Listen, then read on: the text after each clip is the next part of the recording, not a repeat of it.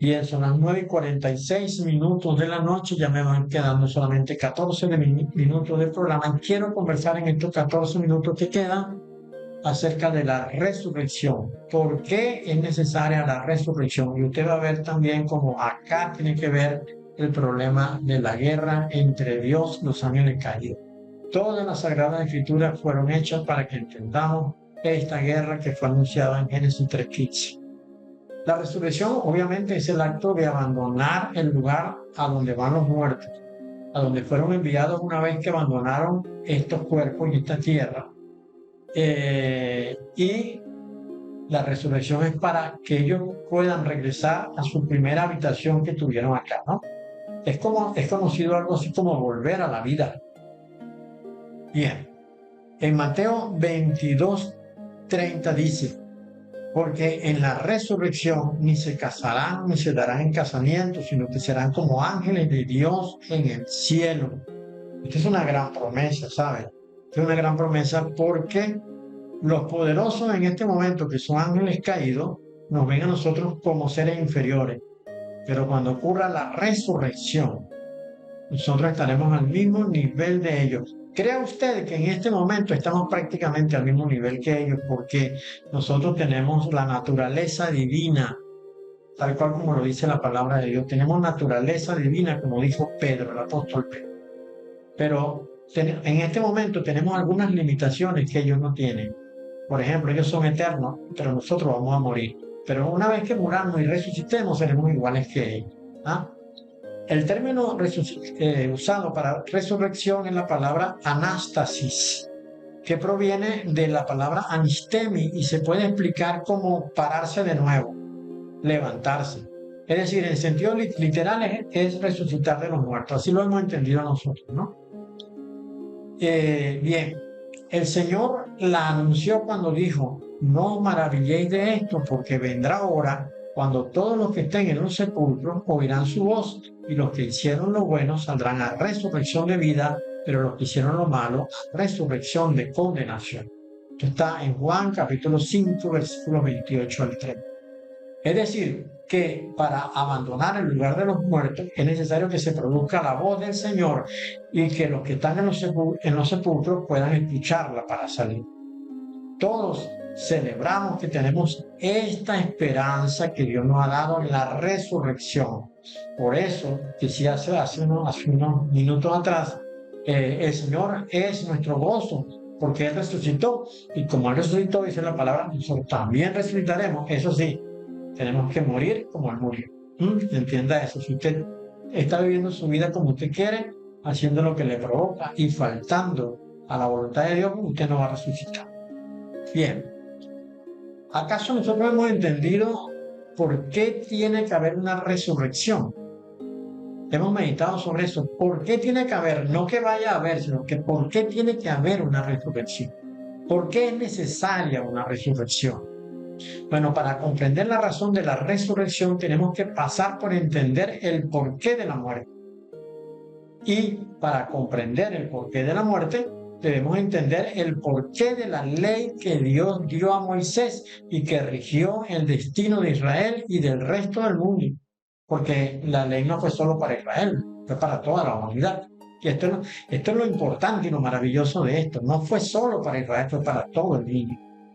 Y de nuevo, todo nos lleva, sin duda alguna, a los ángeles caídos, a su descendencia y la rivalidad en contra de Dios. Los ángeles caídos se rebelaron contra Dios Todopoderoso antes que todo lo visible fuese hecho, y por ello fueron expulsados del lugar donde habitaban, es decir, el monte de Dios, no el monte de Dios acá en la tierra, sino el monte de Dios en otra dimensión que yo no sé cuál es, pero es que es donde Dios habita, ¿no? Ellos fueron expulsados de allá y fueron enviados a vivir su exilio acá en la tierra. Se reveló la tercera parte de los ángeles. Bueno, los ángeles de menor rango fueron encarcelados de una vez, y esto lo dijo Pedro y lo dijo Judas, encarcelados de una vez.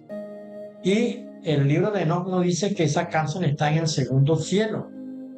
Ahora, los de mayor rango, es decir, los arcángeles y serafines y querubines, quedaron atrapados acá en la tierra y nunca más pudieron salir de este lugar.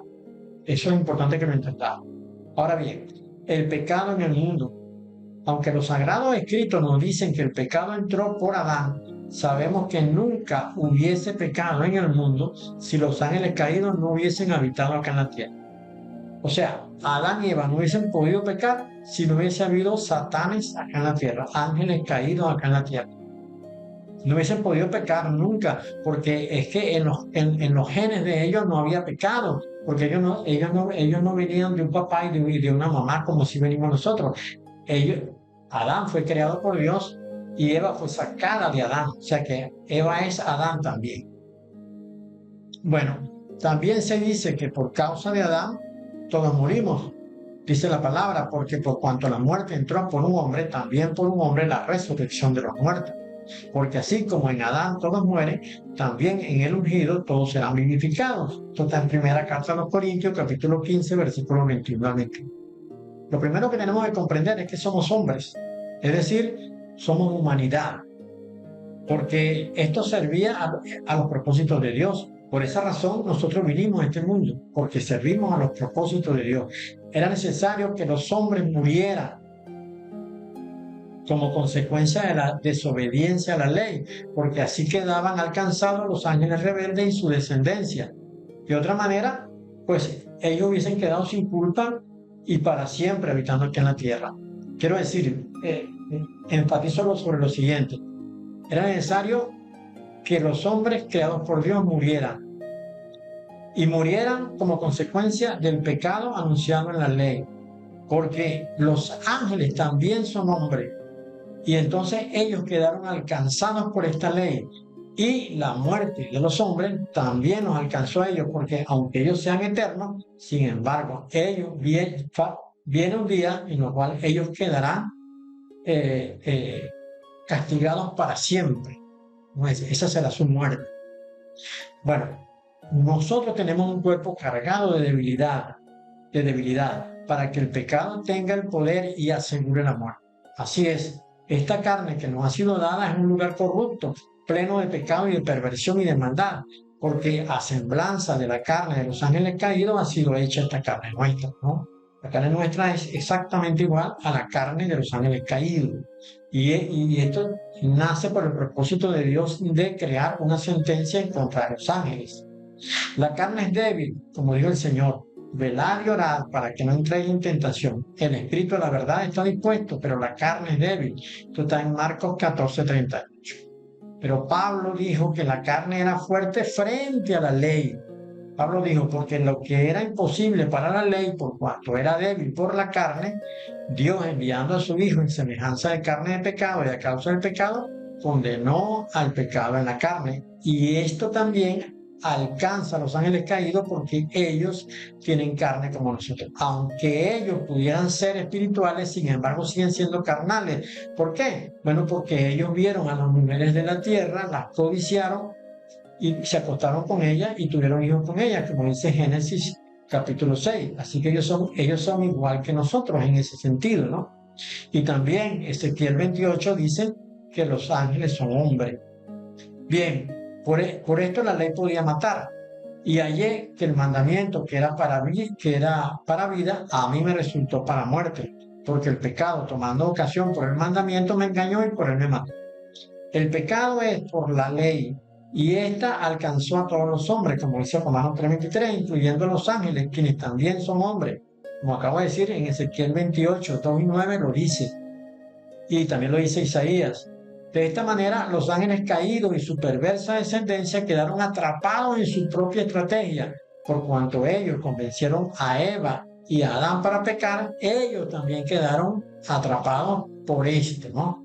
Es decir, la humanidad debía morir por causa de la ley, porque esto alcanzaba a los enemigos de Dios. Pero el Señor no dejaría todo allí, porque Él es justo. Entonces, para eso es la resurrección. Para eso es la resurrección. Porque en primera carta a los Corintios, capítulo 15, versículo 43, dice: se siembra en deshonra, se resucitará en gloria. Se siembra en debilidad, resucitará en poder.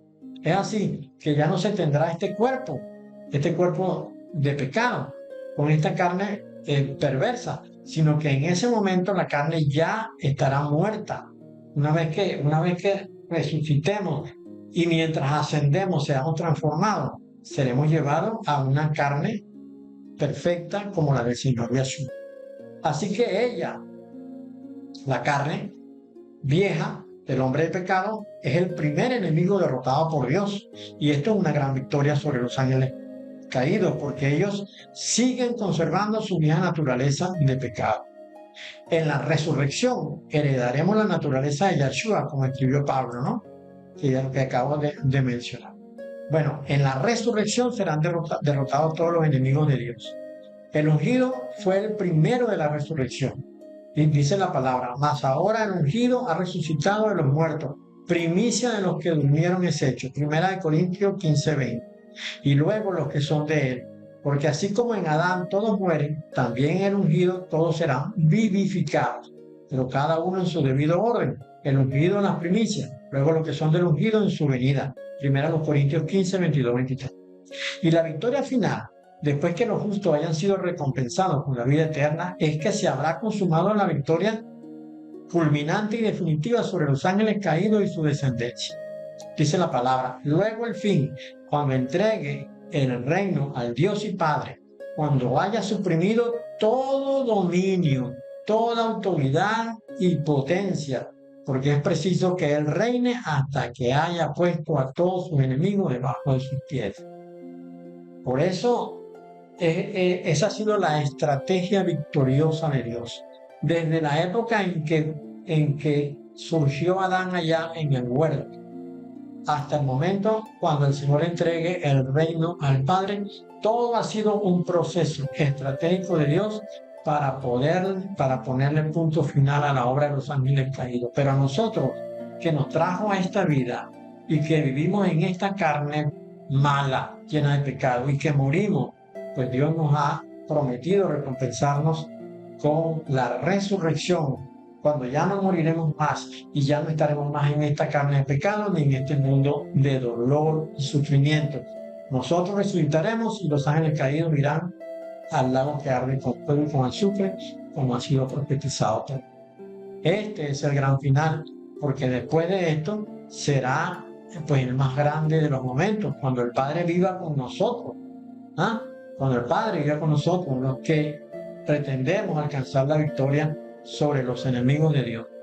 Como escribió Ezequiel en el capítulo 28, versículos 7 y 10, él dijo, por tanto, he aquí yo traigo sobre ti extranjeros. Somos nosotros, extranjeros, los fuertes de las naciones, que desenvainarán su espada, que es la palabra de Dios, contra la hermosura de tu sabiduría y mancharán tu esplendor. Esto se lo está diciendo a los ángeles caídos y a los satanos. Al sepulcro te harán descender y morirás con la muerte de los que mueren en medio de los mares. Hablarás delante del que te mate diciendo, yo soy Dios. Toma cuidado lo que dice ahora. Hablarás delante del que te mate diciendo, yo soy Dios. Tú hombre eres y no Dios, en la mano de tu matador. De muerte e incircunciso morirás por mano de extranjero, porque yo he hablado, dice Yahweh el Señor. Padre, te doy gracias, Señor, por este tiempo que me has dado para estar acá en Piedra Angular Radio esta noche con este programa, Padre. Gracias por esta bendición. Yo te pido, Dios amado, que lo que hemos hablado de verdad haya servido para que uno quiera buscar la verdad en cuanto a la obra de los ángeles caídos y a la humanidad contigo y a poder entender y comprender, Señor, preciosa palabra y la razón por la cual. Padre, pongo delante de ti a mi hermano Miguel Molano, Señor, que sigue ahora con su programa. Te pido que tú uses grandemente a mi hermano y a su programa para que él pueda alcanzar a la gran mayoría que le estará escuchando. Te pido tu bendición grande sobre Piedra Angular, sobre su directivo, para que esta radio siga haciendo la obra que está haciendo hasta tu venida. Amado Yahshua. Gracias, Señor. Te doy en el nombre de Yahshua. Amén. Hermano Miguel Molano, le cedo la antorcha para que usted continúe con su programa. Dios le bendiga grandemente, hermano.